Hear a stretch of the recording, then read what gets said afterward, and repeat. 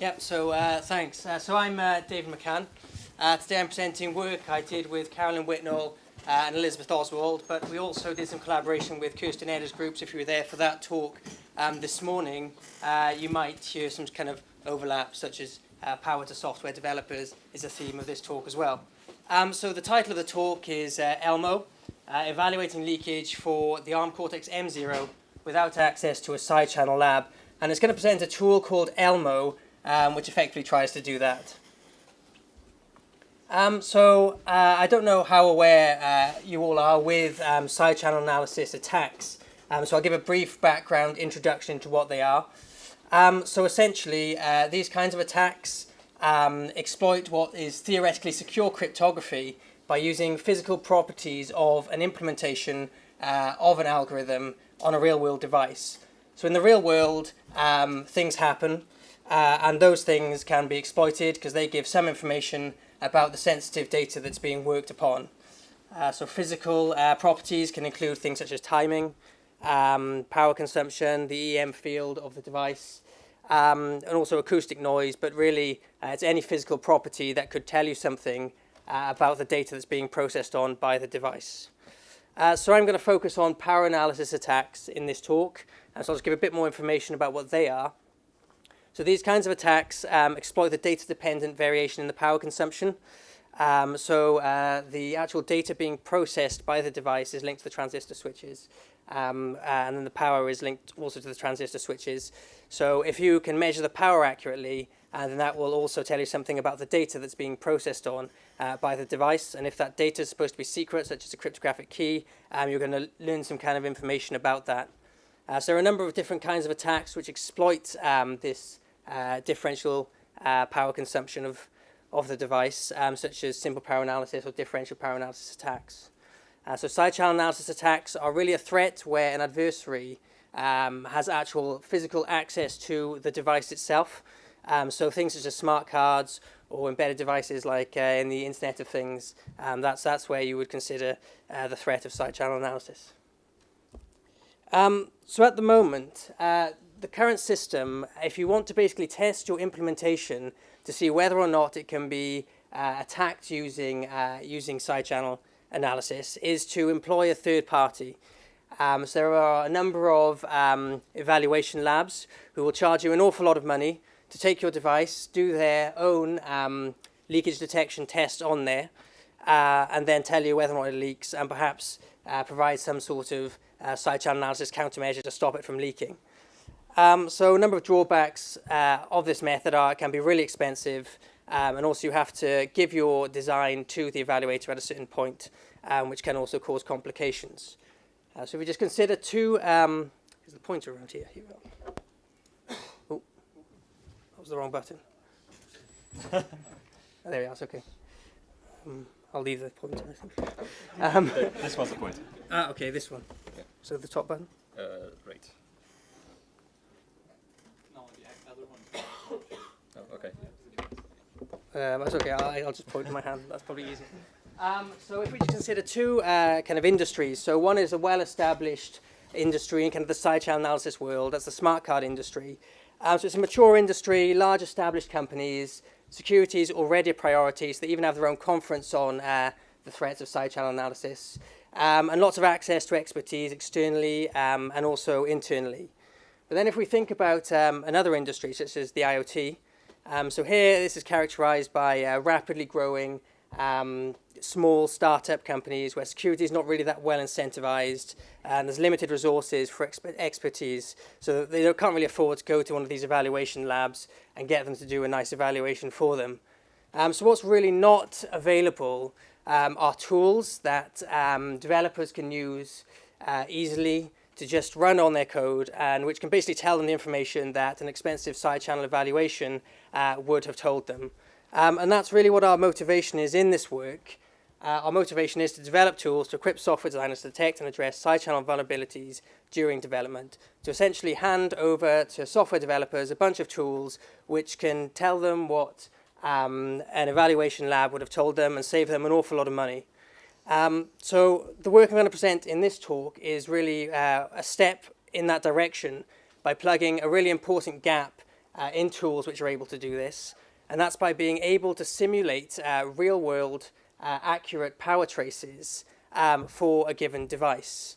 So at the moment, if you want to actually do a side channel attack or perform some kind of leakage detection test, you would have to hook up your device to an oscilloscope, measure the power consumption whilst it's running your algorithm. It requires a lot of expensive equipment and a lot of expertise. So this work is trying to sort of abstract all that away so you can just simulate power traces on your own computer. So ideally, we want to go from just the instruction set there, and then to generate power traces for given inputs, and then perform some kind of leakage detection test, and then for that to tell us which instructions are vulnerable and which aren't. So that's kind of what ELMO does. So for the outline of the rest of this talk, I'm going to look a bit into sort of previous work, so what's already been done in the area of simulating power traces. Then I'm going to look at our unique sort of model building strategy and the way we go about it, and then finally present our tool, which is called ELMO, which is kind of uses the model building strategy to make something useful. So when thinking about previous work, it's helpful to imagine a line. So at one end there's white box, and the other end is black box. So white box, this assumes you have a lot of detailed understanding of the design of your device, so at the transistor level, and if you know the capacitive loads as well, that's really helpful. You can then build nice models which can give you a nice simulation of your dynamic power consumption. Then on the other hand, if you don't know anything about the implementation, even of the algorithms, and not just about the actual design of the hardware, you can go to the black box, which is just requires a general knowledge of the algorithms, so focusing on just security sensitive values and operations. But then there's also somewhere in the middle, which we could call gray box. So here you know something about the implementation, but you don't know all the design of the transistors and so on. But for instance, such as the instruction level, at the instruction level, you know the instructions that are being run. You don't know exactly what they're doing in the hardware, but you have some idea of what's going on. People who have tried to simulate power traces at this level have generally just assumed what's called a leakage model. So that's that your data is giving away information according to a certain power model, such as the Hamming weight or the Hamming distance, which is great. However, we know in the real world things aren't this idealistic. So, for instance, we know that the instruction before and the instruction after affects the energy consumption. Well, maybe that also affects the actual leakage characteristics of a given instruction as well. So what we try to do is provide appropriately complex models at the instruction level and then build those into a tool. And so we use actual measured power traces rather than just like assuming a leakage model such as Hamming weight and Hamming distance. We actually get the device, measure power traces with the oscilloscope, and then we use some well-established techniques in the side channel literature to go about profiling those instructions. So the techniques we use are based around linear regression, so I'm not going to spend long on the statistics here. But essentially, for each of our explanatory variables, so an explanatory variable there is something which contributes to leakage. So for instance, the Hamming weight of an operand of instruction might contribute to leakage, or an individual bit of that operand will contribute to leakage, and the Hamming distance and so on. So those are the explanatory variables, and we model them in the form given here, where alpha and beta are chosen to minimize the sum of squares of the residuals. But one thing we do is we want to make sure that everything that we include in our model is actually significant, so that we don't have any sort of redundant explanatory variables in it, and we use the F-test to do that. So we test that things actually contribute to leakage. So does the Hamming weight of the second operand of this instruction contribute to the exploitable leakage? And then if it does, we'll include it in our model. But of course, we need a platform to do this all on. In theory, our methodology should extend to all processors, but we chose the ARM Cortex-M family, and in particular the ARM Cortex-M0, though we did do a partial analysis on the M4. And we mainly chose the M0 because it's widely used and it's the most simple of the variants, which seemed like a good place to start. So we don't know the exact, well, I don't know the exact architecture of the ARM Cortex-M0. Maybe some of you do. But we could assume to help us with our modeling strategy to try and make sure we catch kind of the interactions between the operands of the different instructions. We could gain some ideas about what it might be based on what we know about basic architecture of microcontrollers. So we know there's an ALU, for instance. Maybe there's a hardware multiplier. I know some of the Cortex-M processors have a barrel shifter. The two buses for the operands go into the ALU. And then also the bus taking the value back to the register bank, and then also the buses to communicate with memory. So we only chose a subset of the instructions to profile that can be run on the ARM Cortex-M0, so only 21 instructions.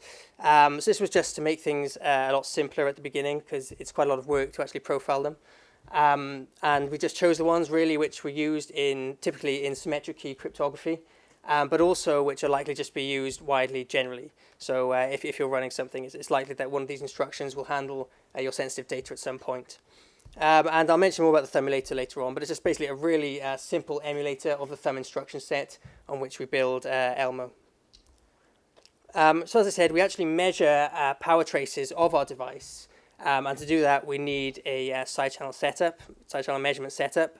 So we use an implementation of the ARM Cortex-M0 on the STM32F0 discovery board, which contains a bunch of stuff which is quite useful.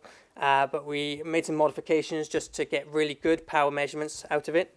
So we extracted the power pins and then passed as big a resistor as we could over it, so we could get the differential voltage over that, and from that we could work out the power consumption of the device. And we measured this all on a LaCroix oscilloscope with a sampling rate of 500 megasecond samples, and the device was at 8 megahertz. And we did some averaging as well, just to reduce some of the noise levels in our traces. Okay, so first of all, we just wanted to characterize the basic leakage characteristics of the individual instructions. So we just chose this a sequence of 3 instructions. So it was just a move, followed by our target instruction, followed by another move instruction, and then all of these were processing random data. And then we modeled it according to what's shown here. So this is basically all the operand bits of the 2 operands, and also all of the bit flips, such as the Hamming distance of the 2 operands. So we found that all of these were significant in that, by that I mean they actually contributed to the leakage, so we're included in the model, so that's each bit of the operands for the Hamming weight and the Hamming distance. However, there was some variation in the form of the leakage over different instructions. Before we went on then to look at the effect of the instruction before and instruction after, we looked into making a few simplifications just to try and reduce our problem down, because doing all sequences of 21 instructions becomes quite a lot. And intuitively, we were thinking, well, some instructions use similar parts of hardware, so it's likely that their leakage characteristics will be similar. So what we did is we performed a clustering analysis of the coefficients of our linear regression model I talked about previously on all our instructions to see if we could group them together. And so the results are presented there, where if we choose the best silhouette index, that gives us this one here, which groups instructions as ALU. So all the ALU instructions are kind of leaking in a similar way. The shifts are, the stores are, the loads are, and the multipliers. So that's kind of intuitively sort of what you'd expect as well, which is quite nice. So we need to extract one instruction from each of these groups of instructions on which to perform our sequence analysis. So we chose the XOR, logical shift left, store, register, load, and multiply. And so this just shows the characteristics of coefficients across all of the bits. So you can see there's actually it varies quite a lot over the different bits themselves. So then if we just compare that to the average for the whole group, we can see that our instruction choice actually is quite similar to the average, which means it's quite a nice and representative choice for that group. So then we went on to look at sequences. So we looked at the effect of the instruction before and the instruction after. And for that, we just generated all the possible sequences. So there's only 125. And then we modeled exactly the same as before, so that's all the Hamming weights and Hamming distances. Plus, we also modeled for the previous and the subsequent instructions, so the effect of those on leakage, and also the previous instruction and the subsequent instruction with relation to the Hamming weight and also the Hamming distance. And we found that pretty much all of these had an effect on the leakage as well, so we included those in our final model.